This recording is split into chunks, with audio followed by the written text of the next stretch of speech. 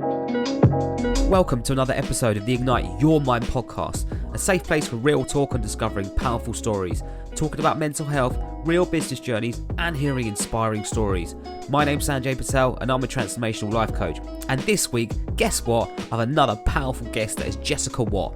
Jessica is an avid traveller and that's been instilled of her from a young age. She talks about her experience of giving back by teaching English to kids in Cambodia at the age of 22. Jessica then goes on to tell us a story about an emotionally abusive relationship, which in her words was a whirlwind romance. It was so interesting to hear the patterns of behaviour throughout this whole journey.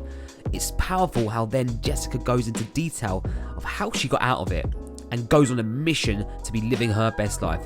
The way I'll summarise Jessica's journey, it was like watching a movie. I hope you enjoy. Okay, and welcome to another episode of the Ignite Your Mind podcast with myself, Sanjay Patel. And again, I've got another special guest. I always get passionate about my guests because they've always got stories to tell. And I'm just super excited to have them on to be able to tell their story. So without further ado, let me introduce her. Jessica, how are you? Hello, good, how are you? Very well, thank you. We were just saying before we jumped on, I'm currently recording this when it's like 32 degrees in the UK, so it's like super, super hot. So I've got the fan on. I hope you can't hear that in the background, but No. it's keeping me going. It's keeping me going. Jessica, so how are you? How is life? Yeah, as I was just saying to you, I recently was unwell. I had a couple of days just off, just resting really, just sleeping, just so exhausted.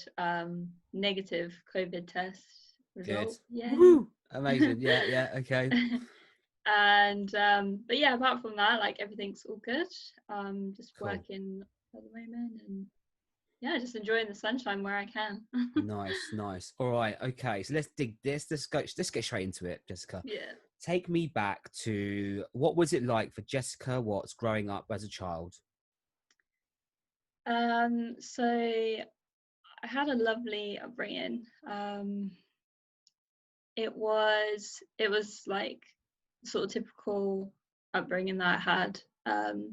So mum and dad have been together since they were like 16.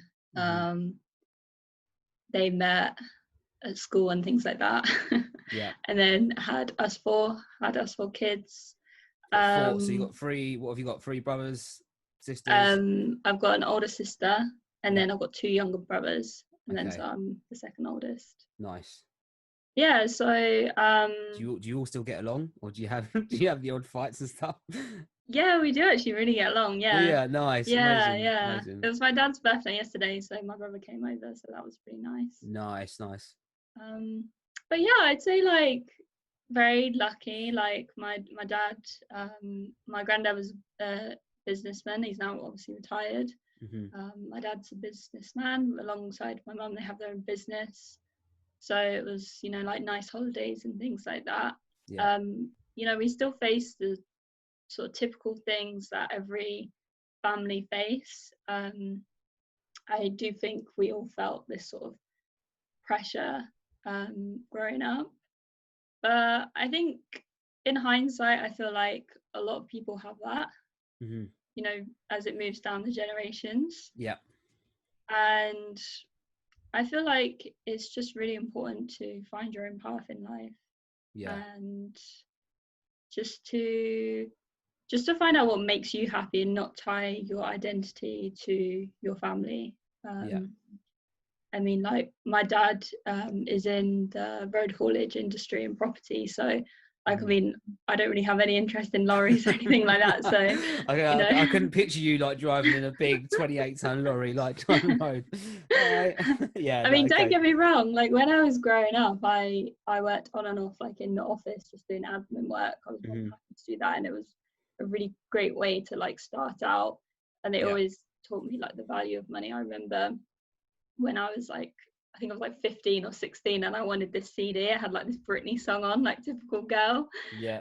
And I went into my mum's room and I was like, Mum, I really want this CD. And she's like, well, I think, I was like 16 or something. Like, you're old enough to work. And I think like by then I was pretty much already working like Saturdays for my dad, as I can remember. And getting £10 for like a day's work or something. Yeah. But you know, A like, little bit of pocket money. It's always good. I remember those days. Yeah, very well. yeah. So they always like enlisted, well, not enlisted. Sorry, they always instilled like this really strong work ethic in us. I Hmm. feel like, and that's always like, I've always carried that throughout my life, like knowing that like you know you're not just gonna get something for nothing or anything like Yeah. that. Like I went to a school where like people used to ride around in these fancy cars and things like that, but I Yeah. knew that wasn't a thing for, it wasn't the case. My family had to work for it. Yeah. So like the value of money, which is a really good, it's really, really important topic. Sounds, to be fair, when you were describing your child and your upbringing, it's very similar to mine. Like I you know, my parents worked really hard, and they had to work hard to provide for us, like me and my brother, and there's only two of us. But yeah, it's very, very similar in terms of, like, we, you know, they always had food on the plate for us. We always went on trips away. They didn't have loads of money, but they had money, right? We were comfortable. We still are to this day, so I'm forever grateful for that. So like, well, what about you as a personality when you were going through your teens? Like, what were you like? Were you a shy person? Were you quite outgoing? Did you have a lot of friends? Like, what were you like then? I mean, I would say I wasn't too shy. I would say I had I had like a group of friends. I went to a girls' school from like year 8 to sixth form, Okay. and the thing is, like a lot of people put this sort of stereotype on girls' schools, but Yeah. it actually wasn't like that at all. It was like, in my eyes, it was like a load of sisters, you know, like coming together. And Yeah. I remember in my final year of sixth form, and like these boys come in, and I think we just felt quite uncomfortable that they were that they were No. coming in and gonna like destroy the girl chat. Oh no, amazing, amazing. Okay, cool. All right. So I mean, yeah, thank you for that. I appreciate you telling me. So when you left school, what did you do? What was your route? What was your avenue? Did you go to university, or did you just be like, nah, I'm going straight to work. Like, I need to start working. Yeah, so that's an interesting one. So to be honest, like growing up, I had a boyfriend, like my first sort of serious boyfriend. Shout out to him because I'm still friends with him. He's Nice. probably listening to That's a this. rare thing these days, and that's fair play to you. Yeah, it's his birthday actually yesterday, same day as my dad. So I Mhm. sent him a picture when he was 18 and I was 17, and we were going to prom. And I was like, look at you Mhm. now, he's now 29. So I was thinking, Amazing. um, so yeah, so I was in that relationship, and I remember like he had all his plans to like go do IT and go off to uni and things like that. Hmm. And I remember just I went to a school where like everyone went to university, so I was just like, I don't know what I want to do with my life. Like, how do you know at 18 like Yeah. what you want to do or where you want to go? So I remember sitting in the headmaster's office and him saying to me, so where are you going to go? Where are you going to study? And I just had no idea at all. And it was just like the kind of just so much pressure, you know. Mm. And like, What did you say to him? I think I just sat there, just like puzzled, just Like, blank face, like yeah, I don't know. Um, yeah. I think I gave some answers just to sort of please him. Hmm. So I applied to study marketing at Worcester. I of course didn't get in. Like I knew I wouldn't get in anyway. I did my A levels at the school I was at, and I managed to get A levels, but they weren't like enough to like get me into that university and get me onto that course. Hmm. And that was sort of a blessing in disguise, really. I ended up going to a college near where my parents live, and I studied journalism. I actually found that I really enjoyed and found it very interesting. Okay. Um, so I studied that for a couple of months, and then I thought, okay, I really like this course, but I want to have the proper university experience. So I figured out what I needed to do in order to transfer. Hmm. So I went to some unis like properly this time. I think I just needed that time to really like figure out what I wanted to do. Um, So I did that, and then I ended up going to Lincoln University. So I graduated from there and got the degree.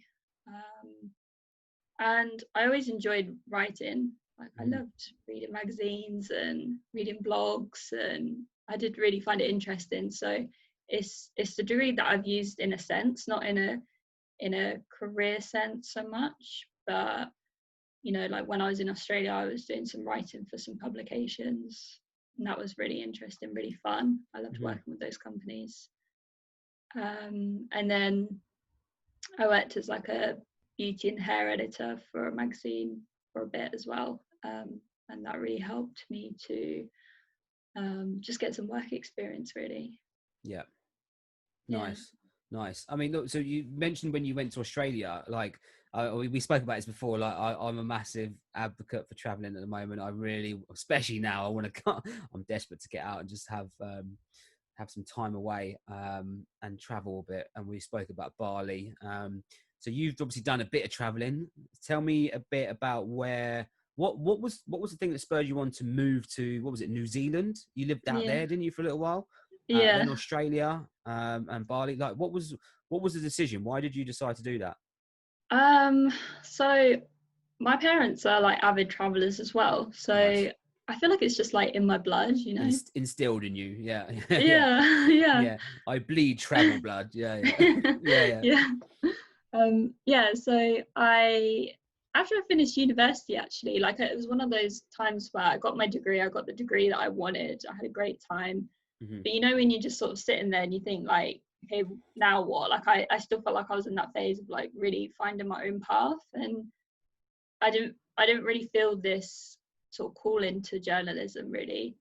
Um, and it was strange because what I'm doing now is like so linked to all the things I was doing, like all the hobbies I was doing outside of it. So I was reading Yeah. like certain like personal development books, spirituality books. I was having like those kind of conversations with friends and like people that I met traveling.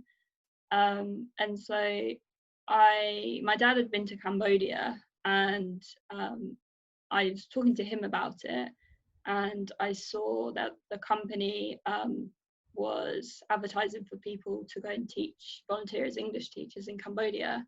So Yeah. I went and volunteered as an English teacher for 6 weeks, and Nice. Okay. that kind of just changed everything for me, really, What? because Who were you teaching? What kind of age? I was teaching like sort of young children, so about 4 or 5 years old, to sort of so they don't really go by age there, they go more by level. So once you Okay. pass the test, so a lot of them were a little bit older as well, but they were generally tiny. And were you doing this as a volunteer for free? Yeah. Amazing. I'm a big advocate for giving back. As some people that listen to this that know me might know. So well done. I mean, that's yeah. When you said it changed everything, tell me a little bit more about that. Yeah, because and just so many levels, like I'd never taught English before. Obviously I love children, love travel, but it was seeing, like at first I was terrified, I went in because I was like, I don't know what I'm doing. Like, and it wasn't terrified for me, it was more terrified for the children because I wanted to be able to Yeah. do right by them, if you know what I mean. I wanted Yeah. to be Yeah. Of able course. to make the time valuable. And so I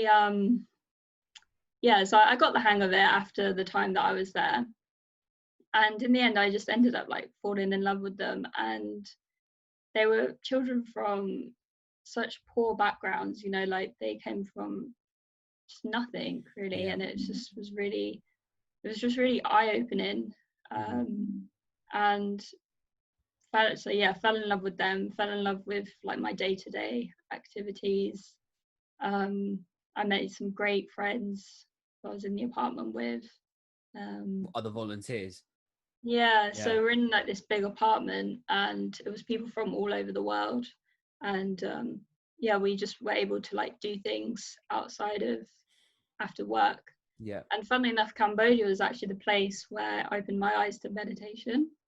Yeah. So one night when we got back from school, and one of the volunteers was going to a temple, and they were holding like a meditation class. Yeah. And yeah, that really just stuck with me. Like I remember coming home, and when you've come back to your home, but there was just a shift that was created within me. Yeah. And I knew that travel was something that was going to stay with me from that moment. I'd had a taste of what it was like, and I just wanted more, basically. Yeah. So when I got home, I think I came back for, I think, a couple of months. And then after that, I don't want to stay here. yeah, I've got to get out. I've got to do something else. Yeah. Know the feeling. I went to, where did I go to? I went to Vietnam, did like Vietnam, Laos, and then I went back into Cambodia. Nice. And that was great. Great to see the children again. Just on the giving back piece, like what would you say to anyone who is considering doing something like that? What would you say to them, like to not to motivate them, but just as a bit of advice, because obviously you've done it, you've been there. Yeah, that's a tricky one. I would say apart from just doing it, I tried to prepare as much as I could before I got there, but I don't really necessarily think that was really needed. Where I did it, they provided a lot of the resources, so the things I needed to teach them, go through with them. So yeah, that was really useful. I would say just bring like your enthusiasm. For example, for me, like I think I was only about 22 or 23, and this is the first time that I'd left Europe ever at that age. Like I'd only been sort of European destinations. Jump straight into it. Fair play. Yeah. So I remember being on this tuk-tuk, and I think I did experience a little bit of culture shock for the first time. I bet. Different, everything that I saw, like all the smells and the sounds and things like that. It was like entering another world, but like in a really beautiful way, like in a really awesome way. Would you say it's one of the most rewarding things you've ever done? Yeah, absolutely. Yeah. I fully agree with you. Like giving back, it does something to you. Like you said, it made like that shift in you. And I fully agree. Okay, cool. And then so when was your next adventure? Like where did you go next? So after Cambodia, I did Vietnam, Laos and Cambodia after that. I think that was for about a month. Sorry, I'm just trying to think back. This feels like a long time ago now. Yeah. How long ago was it? Years ago now. Yeah, years ago.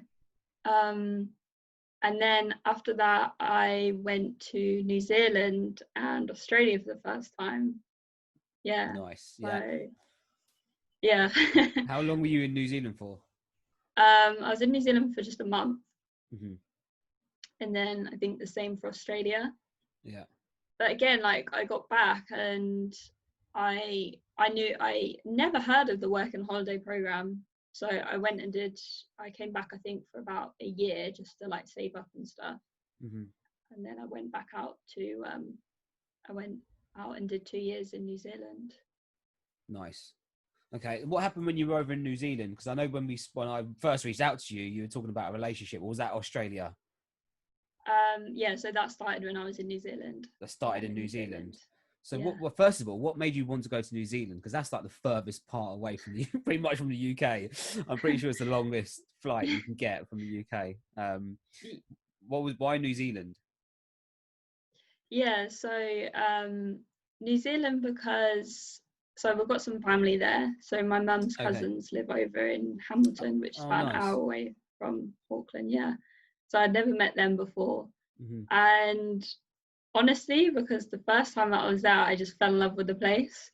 I had this flight to come back, but if I hadn't, then I would have probably just moved my visa from a tourist visa over to a work and holiday visa. Yeah. So from there, I had 2 years there. So with this relationship, he I don't know where to start with this. How did you meet him first? So I met him. I met him when I was going to Rangitoto for the day. Rangatoto. And Rangatoto. yes, yeah, It's Rangitoto, quite a yeah. cool name. Rangatoto. All right. Nice. Yeah. It's basically like an island just off Auckland. It's like Okay. where Okay. it's got like this doormat volcano there. Nice. So yeah, I'll talk you through it. So I just remember the day like it was yesterday. Actually, it was really strange. So I was working at an estate management company in the city in Auckland. I'd been there for a couple of months, was enjoying it, had my friends. It was like great weather for October in Auckland. So I thought, oh, I'm just gonna go, and like having travelled by myself, it's I just grabbed a bag and went.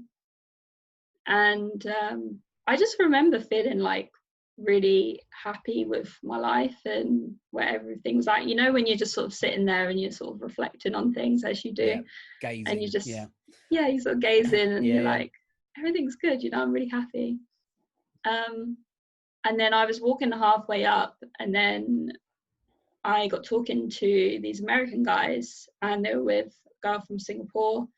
And then I ended up spending like the rest of the day with them. One of them was a photographer, and then my ex-boyfriend, he was a video, like an engineer. Okay. Yeah. And then so we basically, like at the end of the day, I said, I'm going out tonight with like my friends in Auckland. Like, you're welcome to come, because they'd literally just landed that day. And yeah, pretty much the rest is history. They came out, we had fun, and then it was a very whirlwind romance, I would say.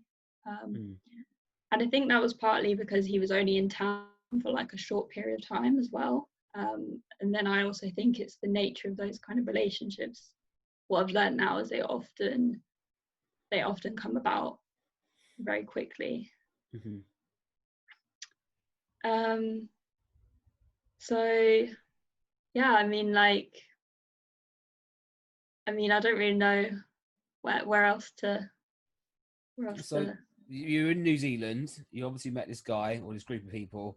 One of them turned out to be a romance. What happened? When did you move to? What happened in the relationship? Yeah. So basically, like he was in town for the Drake tour.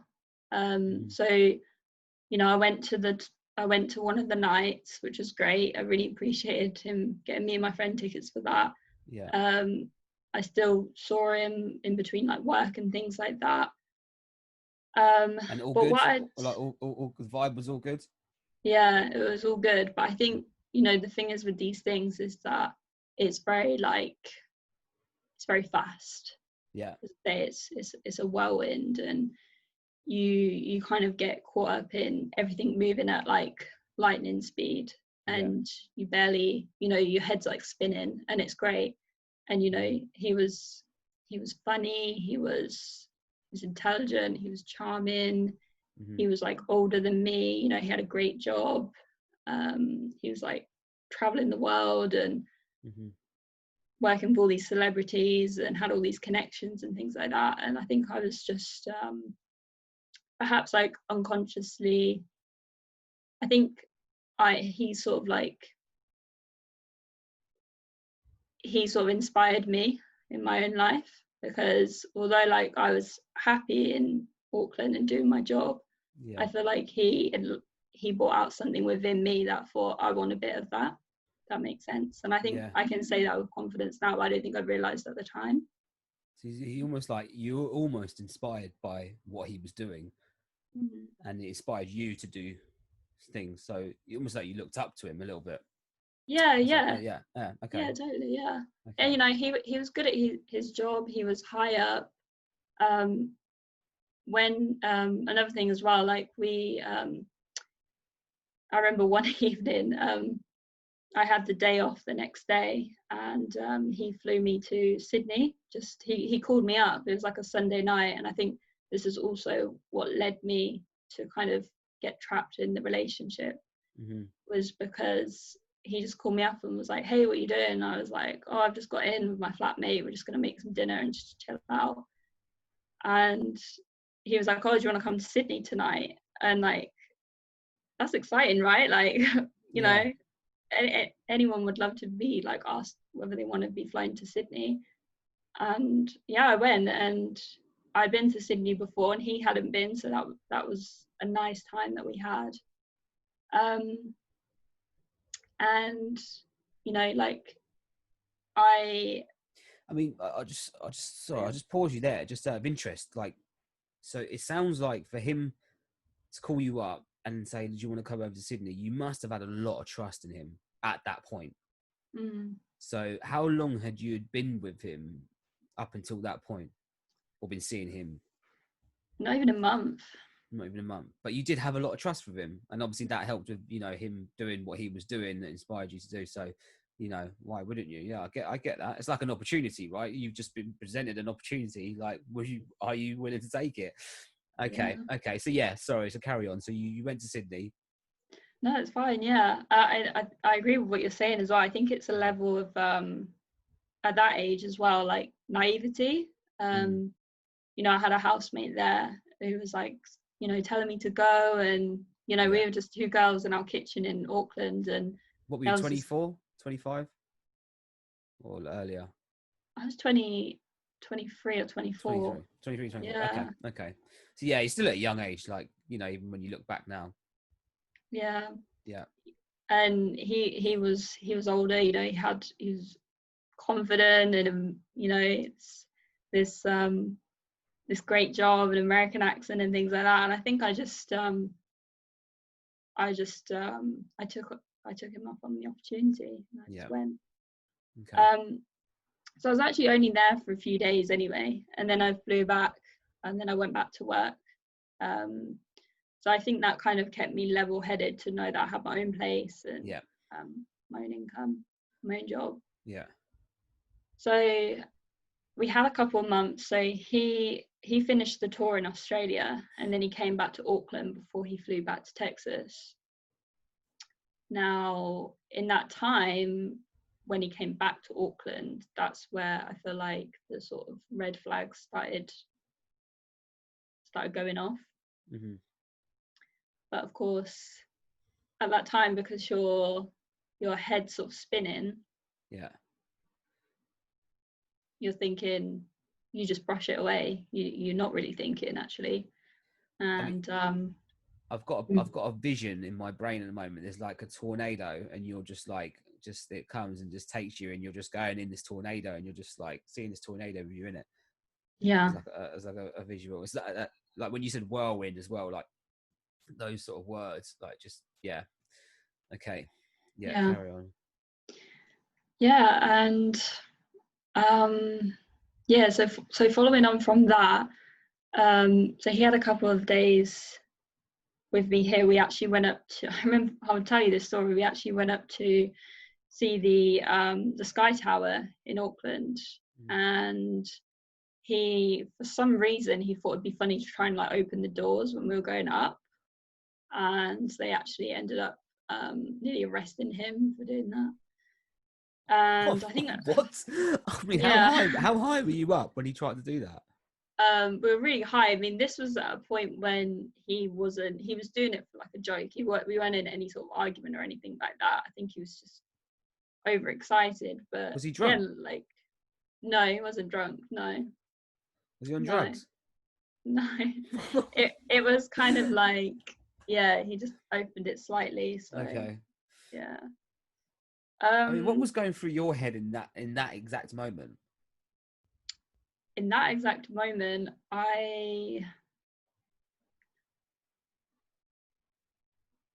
the scary thing is that I wasn't actually scared.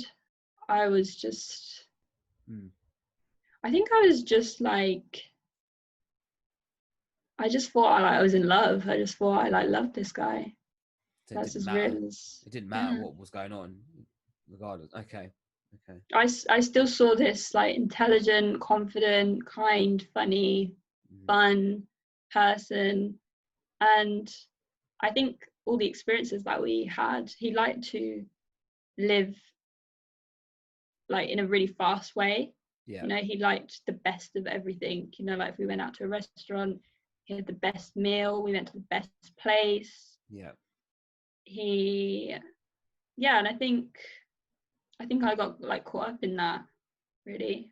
And I Yeah. think, as I say, my age, a bit of naivety. I'd say to anyone listening, it's looking back on it now and having the experience and, you know, being older, that I sort of see it for what it was. Yeah. Yeah. Well, you see it from like a bird's eye view, don't you? Now you see Mm. yourselves like, and him trying to open that door, and you're looking down at you and him, thinking, "What on earth is going on?" Okay, talk us through like when it started to turn. Then, So I'd say it started to turn because much of our relationship was long distance. So after he yeah, spent the time with me in Auckland, he had to fly back to Texas, where his life was, where he's from. And I was actually going home. I'd always planned to fly back for Christmas. yeah, So I was in England, he was in Texas, and we stayed in contact. And there was little things there that started to sort of come up, that perhaps it should have just been like a bit of a, I don't know, like a holiday romance or something like that. what kind of things? Just like the things he would say to me, the sort of controlling things, or Okay, yeah, you know, when someone says something and you're just kind of like, that doesn't, that's ringing, that's doing something for me inside, you know, like it's yeah. ringing alarm bells inside. Okay, so from just to get things clear, so you've gone from a state of being whatever happens, like, you know, I'm sort of in love and I'm just loving the moment, to whatever happens, to be like, okay, now he's saying stuff to me and something doesn't sit right. Mm. So you've moved from states, you've shifted your state, maybe because you weren't together, might have been, but obviously, you know, you're in different countries still. But okay, Yeah, it's funny you say that actually, because before we had the incident where he was like, you know, opened the door when we were in Auckland, and it was all just like, oh, you're crazy, isn't that funny, you nearly got arrested. um we had, I can't remember what we argued about, but I remember we had an argument at my house in Auckland before that. I think it was like actually the night before or something. yeah, And yeah, I feel like that was probably like the first time that I really started to, there was like this little voice in the back of my head, yeah, but you're not really too sure what that voice is, yeah, but it's actually your intuition. um and yeah, I feel like that was probably the first time. But yeah, as you say, when it came to Christmas time, he was in Texas and I was in England. I think part of the reason was also because like I was around family and things like that. yeah. I was Okay, around family. so you're a bit more grounded at that point. You're not in a state of being in a holiday sort of mode and just traveling and being by yourself. Yeah. Yeah, Okay. Okay. yeah. That's interesting you say that actually, about the grounded. Mm. Because when I lived in New Zealand, I was in a house and a room and things like that, and but perhaps I hadn't set those ground roots within that place for myself. So I was a little bit, I could have just been here, there, and everywhere. Well, Which, you know, you hadn't been there that long. You're traveling. You're a solo traveler.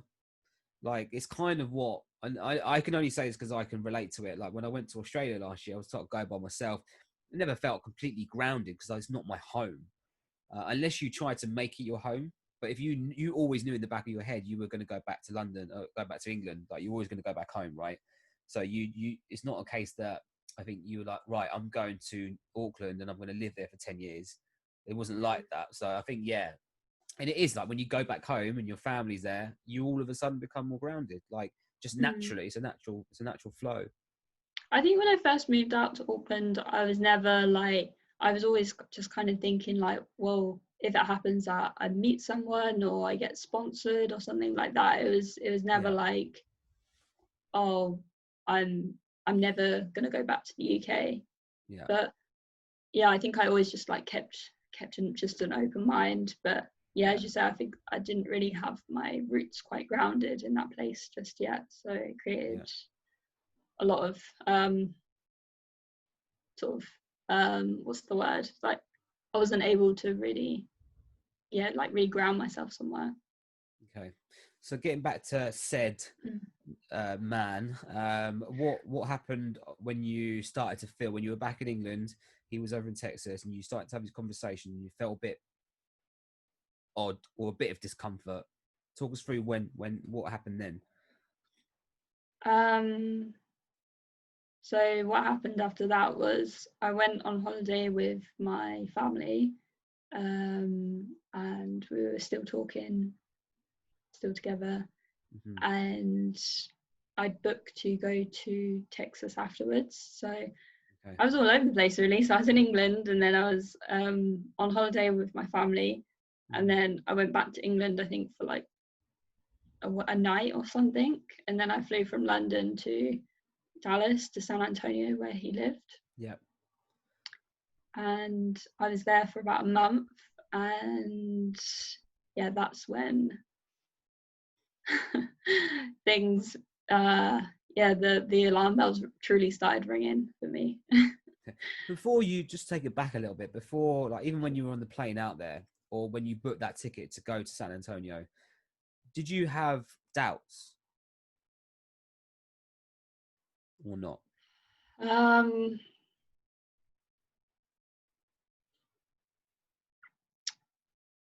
don't really remember having any doubts. Okay, so you were all in at that Yeah. point. Yeah. Okay, so you landed in San Antonio, and you were there for a month. What happened? Well, it was interesting because I'd never been to America before, and I remember landing in Texas and almost having like culture shock all over again. Yeah, I went to Austin and Dallas this year. Like, yeah, it's crazy, isn't it? Yeah, yeah, it was interesting. So quickly then I realized that like I don't know why I was there, because he was still working, and I feel like he got me there on the pretense that we would be spending time together, and that we would be sort of figuring out what this was, whether this was something. Yeah. And it's just funny looking back on it and talking about it now, because it's like, even just regardless of how we would have felt, just the, like someone that lives in Texas and someone that lives sometimes in the UK, sometimes in New Zealand, most of the time in New Zealand at the time, like how could that have possibly worked? But I remember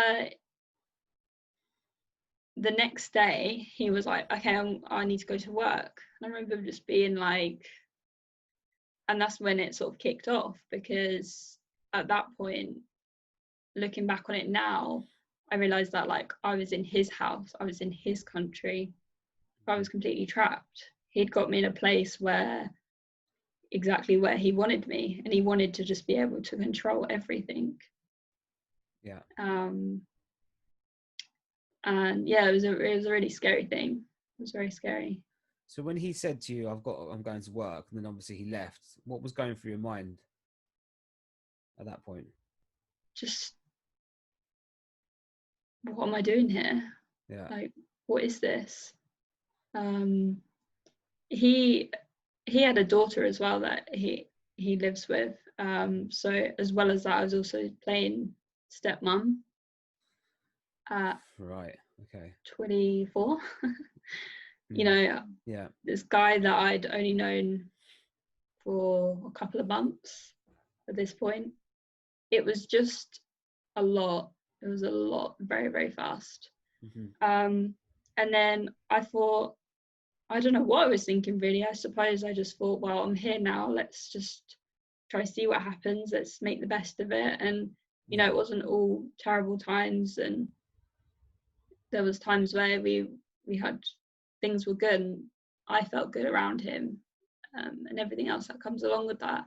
So we go to Vegas, and And I'm like, wow, I'm this girl that's never been to Vegas before, and we're staying in like this amazing hotel, and he's working in Vegas, and I'm sort of wandering around Vegas in the day whilst he's working. And I'm just thinking, like, this is crazy. And Like, that, of all places as well, if you're going to go loopy in a place, it's Vegas, especially by yourself. So well done on getting through that. Like, that's not. I've been to Vegas a few times, and yeah, it's a mental place. But especially to be in that mindset that you're in right then, you know, you've flown over from England, you've gone over to Texas, then all of a sudden you've gone over to Vegas, and he's still working, but he's taking you with him, and then you're just sort of free to roam the streets of Vegas by yourself. Like that must have been a weird feeling. yeah. So what happened then? What happened when it come to an end? What was the situation? What did it get abusive at any point? Yeah, so it got pretty bad in Vegas actually. So it was very Okay. like, just our whole relationship was just very on and off. It was just the typical, not the typical, but you know what I mean, the thing with how abusive toxic relationships generally work is that, Yeah. you know, it causes you to sort of enter this pedestal where you're like up and down and you're up and down, and they've got all control of that. And Yeah. I felt like I was constantly walking on eggshells with this man. Would you say he was a And narcissist, oh, absolutely. fully in control, and almost backwards of what he's saying, just making you feel that you're in the wrong all the time? When we were back in Texas, this is before we were in Vegas. I remember saying to him about, you know, me being there, Yeah. and he was sort of talking about me not working and things like that. And I'm like, this is crazy. Like, I have a job Yeah. I'm taking like holiday for, To be there. to be there to figure this out with you. Yeah. Yeah.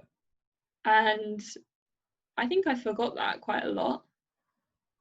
And it's really interesting talking about now, because I honestly don't know what my motivation. I think when I was there, I I everything was building up so much, and I was just really trapped, and I was really scared. And also another thing was is that I kept the relationship generally quite secret to everyone around me. Like, everyone knew that we Yeah. were together, but you know, the arguments and things he used to say to me.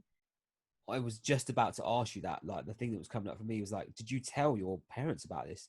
Did you tell your brothers and sisters about it? Did you tell them, like, you probably told them the surface level stuff, like, yeah, I'm out here doing this, doing that, but really what's going on, you wouldn't have told anyone. Yeah, You didn't tell yeah, anyone. absolutely. Yeah, Yeah. they knew I was with him. In fact, I remember even FaceTiming my mum when I was with him in his house. And yeah, it's it's a very weird situation to get yourself in. Yeah. Okay. Um, so yeah, so some stuff happened in Vegas as well, and then I remember we flew back to San Antonio, and then I remember it just carried on from there, just very on and off. I remember even once even packing my bags, and I had a friend in LA, and I was talking to her, and it was just escalating. Yeah. Um, and I remember one really bad argument. I hadn't even spoke to my friend before this time, and I was like looking at Airbnb in San Antonio, Yeah. like just yeah. So Um, talk us through how you got out of this then. What was the point where you were just like, I'm done? so what was interesting was that when I leave Texas, right? I fly back to Auckland. We're still together. God knows why, obviously. Yeah. Still trapped. Still together. He's thousands of miles away. I go back to work with my work friends, seeing my friends, going out, doing the normal things I was doing in Auckland, you know, doing the things I loved. And I remember I moved into a house with my good friend and housemate. shout out to him if he's listening. I remember we had an argument, and I think at that time that was when things started to unravel in my mind, because I remember I shared something that he said to me. I remember he looked me in the eye and he was like, Jess, that's not right. And like, what, like, why are you with this guy? What are you doing? Like, what are you thinking? Are you crazy? Penny dropped. Yeah, and it was sort of slowly, I felt like everything that I'd dug deep within myself was slowly starting to unravel. Anyway, so I continue like the months in New Zealand. He goes off on tour. So we didn't speak for quite some time. So it's kind of, we're like in this relationship that we're not really in, you know? Yeah, yeah. And then we start speaking again just as I moved to Australia. And so I moved to Australia, and again, like, I moved to the city where I don't really know anyone. I feel like I'm just sort of like lost within myself in a way. Like I'm happy to be in Australia, but again, I don't have these roots. I remember staying in a hostel, which is normally what I do anyway if I don't know someone, because it's a good way to meet like other people. So you find you were just there for the sake of being there without any purpose? I wanted to be in Australia, but I remember I was looking for a job, but it was really hard to find a job. Yeah. So, I mean, hindsight is a beautiful thing, isn't it? Yeah. Yeah. But what I would have done, obviously, is first of all, not be with this guy, not ever, like leave that, but just go to Melbourne, where I did end up. Yeah. So basically, where it came to a head, he ended up getting off tour. And then he says, I'm going to fly out to see you and speak to you. Like, I want to be with you in Australia. So we fly out, he flies out to Australia.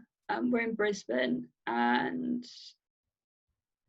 you know, like, it's really nice to see him. You know, he lands and he's on his, like, he's like on, you know, like, I remember I went to go pick him up at the airport, and he like surprised me. He's fun. He's like happy to see me, and just all these like familiar old feelings that come up. Yeah. And then I remember, it was like a couple of days we went to see like some humpback whales. That was amazing. And then I think it was that night or the next night or something, it was just like, he can't help himself. It just started unraveling all over again. Just the name calling, the arguments, the aggression, the violence. And then I remember we were outside the hotel room, and he had my phone. He wouldn't give it back to me. And then then he hit me. And then I remember running off to the lift, and I remember seeing the reflection of myself, and this is what I talked about on my Instagram. And I remember seeing that reflection of myself and just being like, it all just like dropped. It all just like came to a head. Yeah. And I was like, wow, I've become like, who am I? I didn't know who that person was looking back in the mirror. Yeah. So after that, I remember we managed to calm things down, but inside myself, I got to the point where I was like, I had this inner knowing that I remember looking at him actually and thinking like, oh, I'm never going to see you again. Like, I'm never going to see or speak to you again, and you don't know. And I can't tell you because I don't know what will happen to me if I tell you that. And so everything, I feel like I was really just acting to survive, basically, because I knew that he had, I don't know what day this was at this point. I think it was like the next day or the day after. It was really soon before he was leaving to go back to Texas. And I was thinking to myself, like, he'd be in the shower and I would be like, can I leave now? Should I just leave now? Just Like, what? Just escape? should I escape now? Like, and I was just really scared. I was just really scared of him. He's very like violent and erratic man. When you say he was violent, what was he doing? You said he hit you, but like, what was he smashing things up, or was he hitting you, or? He would hit me, and then he would like throw things against the wall, and while I was there, or he'd throw like things in my direction. Yeah.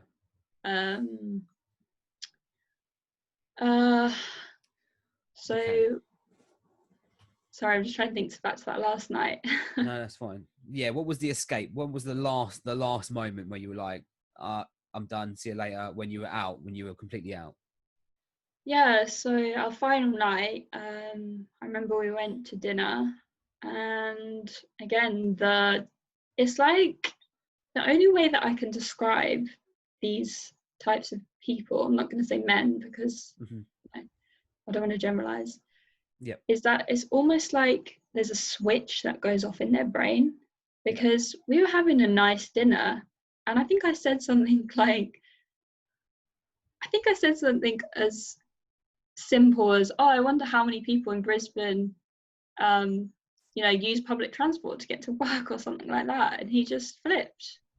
It was like a switch had gone off. He just didn't like what I said, and he just looked at me in like such a disgusting way and just said the most horrible things. And I remember just thinking like, and then so we get into this argument. He storms off. He's outside like smoking or whatever he's doing or having a drink. And I remember just sitting there and being like,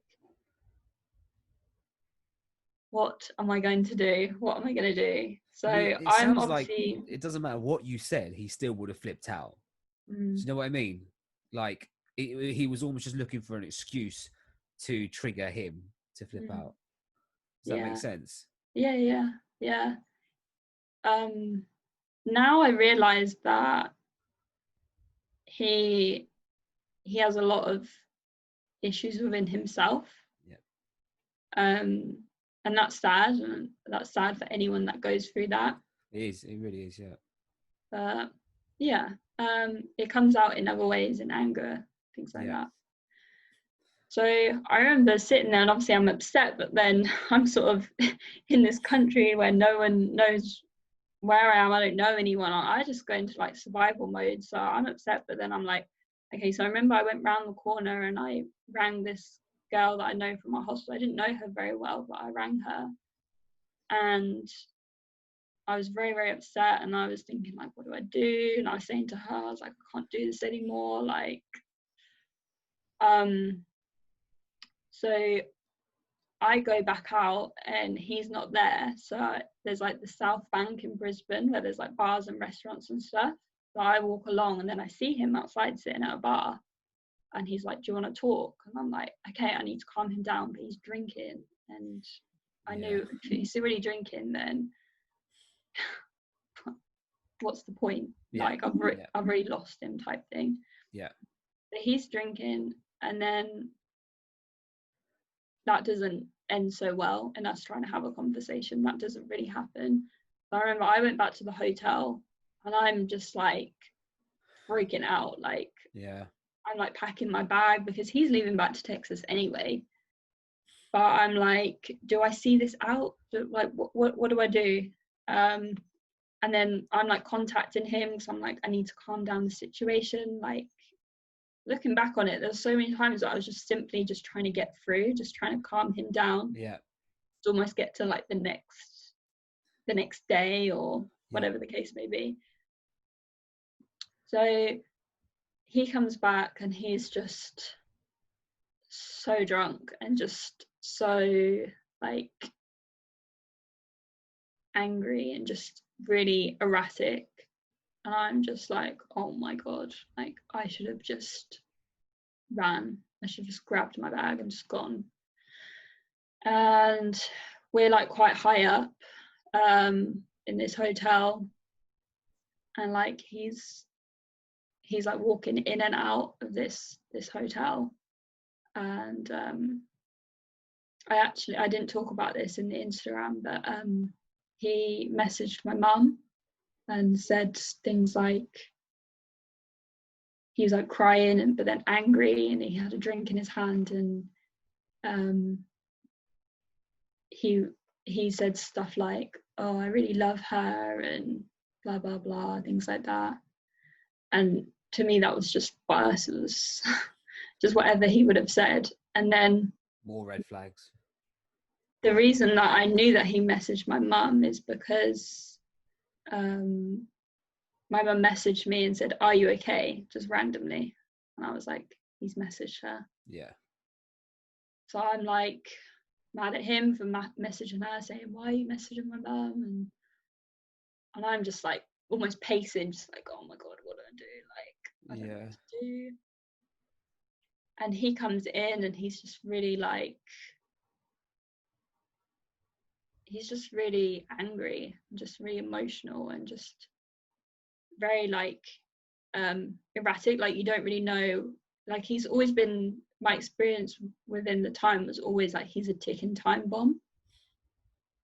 So after I saw these other things in the past, like, I knew that like that kind, gentle person that I thought I knew, that was only going to be the case for a certain amount of time.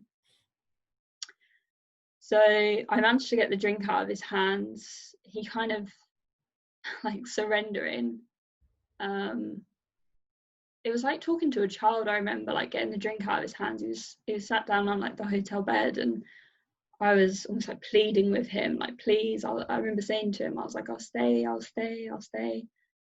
And I managed to get this drink out of his hands. I went to the bathroom, poured it out, like any of the alcohol that we had, like tried to get rid of that so he couldn't drink it.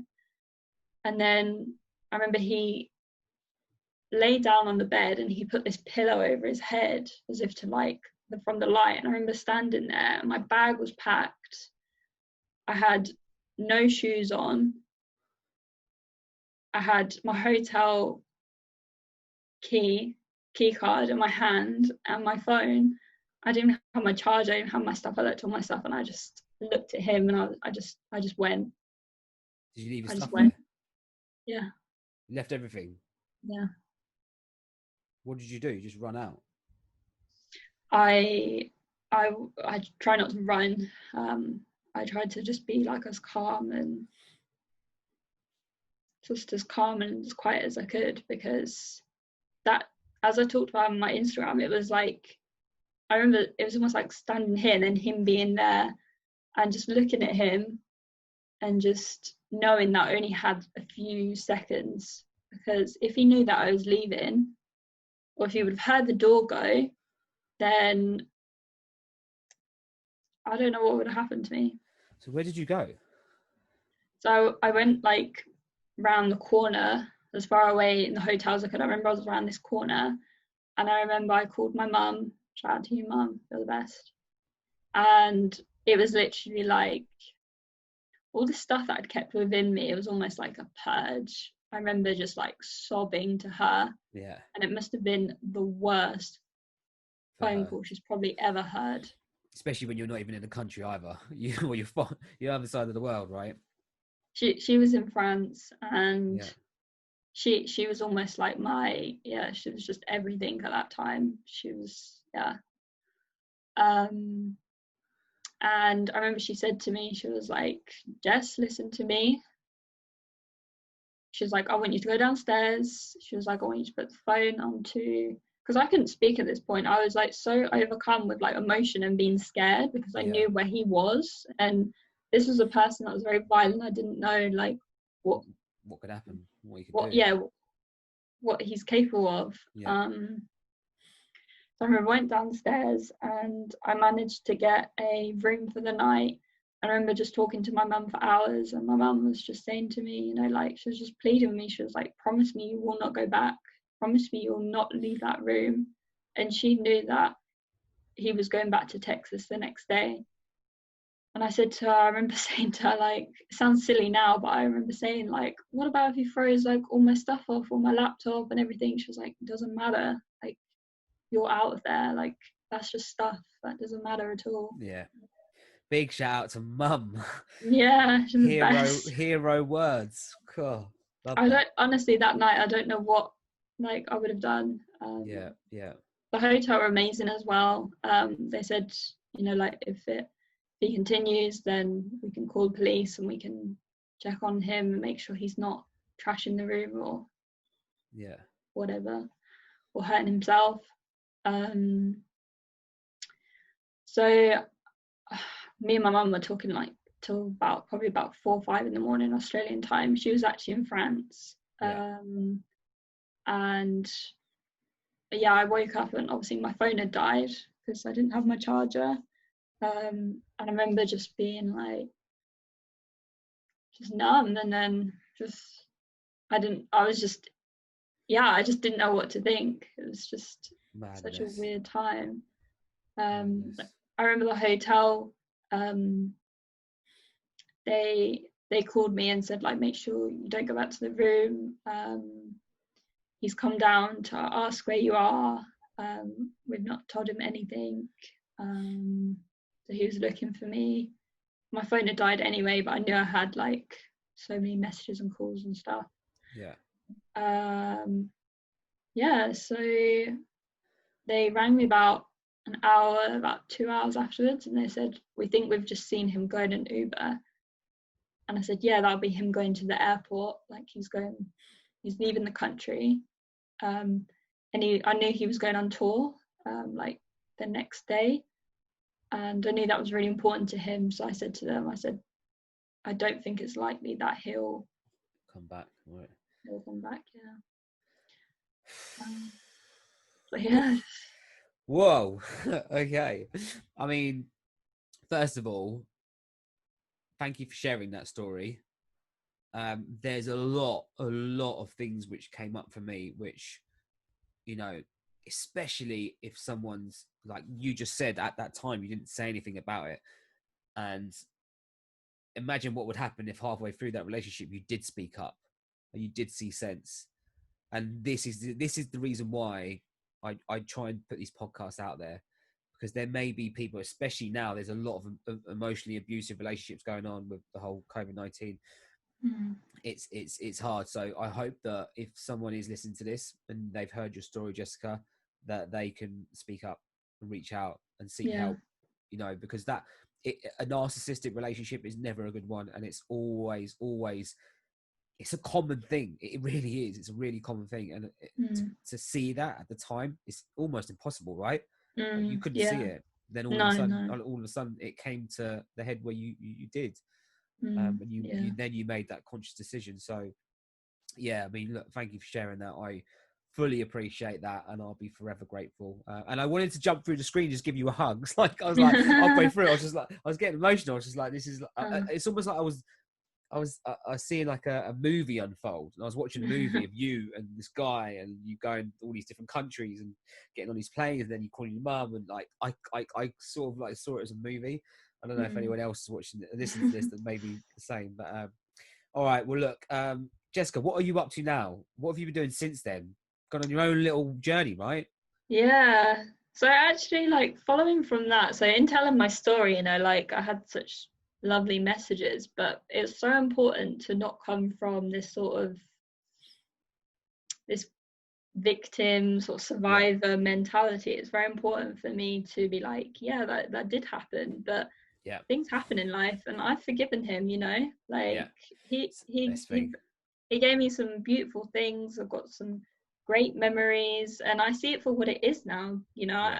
In the space that I do, I see that he had lots of things from his past, and it happens, it's life. And you know, like, he's a great dancer, and I wouldn't have known about doing salsa and bachata dancing if it wasn't for him. He taught me about that. So, you know, there's little things that you can take from life experiences. Even in horrible situations, there is still positives to come out of it. I fully agree with that. Yeah.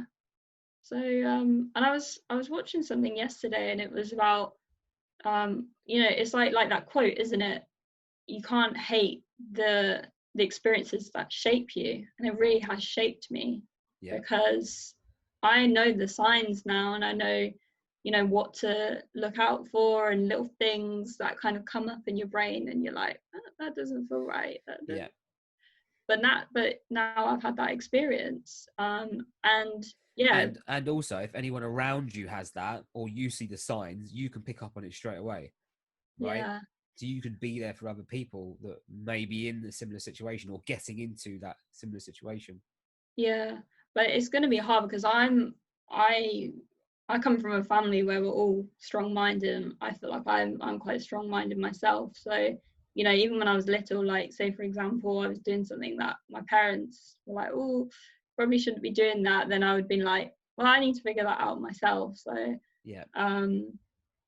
So sorry, yeah, in answer to your question, what I'm doing now. So yeah, just building my coaching business. But the way in which it's linked is that I remember that when I got out of that situation and I started the healing journey, I remember thinking, like, I never want another person to go through what I went through. No one should feel in that position where they feel so powerless as I did. I remember all the feelings, but I don't identify with them. Yeah, it's just something from my past.